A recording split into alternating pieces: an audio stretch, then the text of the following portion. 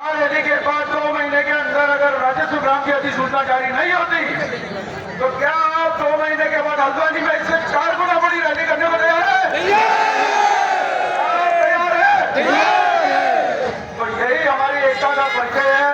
आज हम सब लोग यहाँ पर दलगत राजनीति से दूर हट करके अपनी जमीन, अपने अधिकारों के लिए, अपने बच्चों के भविष्य के लिए यहाँ पर इकट्ठा हुए हैं और यही एकता हमारी बरकरार रहनी चाहिए। एक छोटी सी बात हम उनके बीच में मैं कहना चाहता हूँ। बहुत कम समय मुझे मिला है, सभी को समय कम है, वक्ता बहुत है। पिछले 3-4 सालों से हम गाँव-गाँव जाकर के वनाधिकारी पहुँचा रहे हैं, लोगों को दे रहे हैं।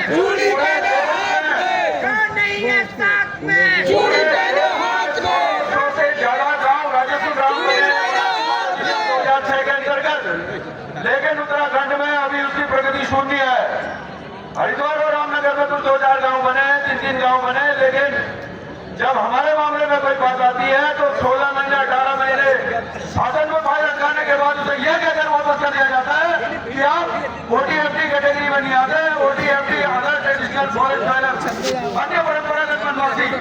मैं पूछना चाहता हूँ इस मंच के माध्यम से तमाम हुक्मरानों से कि आप उसकी परिभाषा हमको समझा दीजिए कि अन्य परंपरागत वनवासी कौन होते हैं। अन्य परंपरागत वनवासियों में हम वो सभी लोग आते हैं जिनकी आजीविका वनों पर निर्भर थी। आज से 75 साल पहले 13 दिसंबर 2005 से 75 साल पहले आप बता दो जंगल से लकड़ी कौन नहीं लेके आता था? कौन अपने जानवर के लिए चारा जंगल से लेके नहीं आता था? क्या हम उस कैटेगरी में नहीं आते? आप होने कौन? आप तय करने वाले कि हम कौन है? वक्त आ गया है अपनी आवाज बुलंद करने का, अपनी बात को सरकार को बताने का। और आज अभी कल एक जुमला है, फिर से एक सिक्का छेड़ा गया है कि हम इसका प्रस्ताव कैबिनेट में लेकर के आएंगे। मैं इस मंच के माध्यम से कहना चाहता हूं, यह अपने हाथ काटकर वन विभाग को देने की बात है। हम जब से इस लड़ाई को लड़ रहे, पहले दिन से वन विभाग हमसे ये कहता आ रहा है कि इसको हम कैबिनेट में प्रस्ताव लाएंगे और उस प्रस्ताव में हमको अतिक्रमणकारी दिखाता है। आप चाहे तो हमारे पास सारे डॉक्यूमेंट मौजूद है। जब वो हमको अतिक्रमणकारी दिखा रहा है, उस रिपोर्ट में हमको अतिक्रमणकारी बता करके अगर वो केंद्र सरकार को उसको भेजेगा, प्रस्ताव भेजेंगे, तो आप बताइए कि क्या संसद में पारित, संवैधानिक तरीके से पारित वन अधिकार अधिनियम 2006 अधिनियम है, वो संसद में पारित है, हमारे घर में बनाया हुआ कानून नहीं है। पूरे देश में 1600 से ज्यादा गाँव पूरा राजस्व ग्राम बने। 33 लाख से ज्यादा जमीन, एकड़ जमीन लोगों को उनके अधिकार मिले, उनको राजस्व ग्राम के अधिकार मिले, मालिकाना हक मिला है।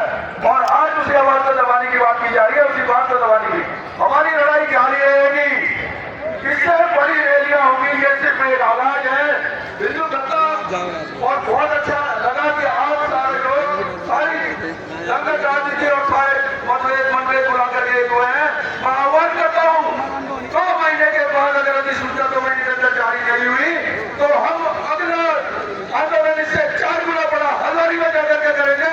तब भी नहीं हुआ तो देहरादून जाएंगे।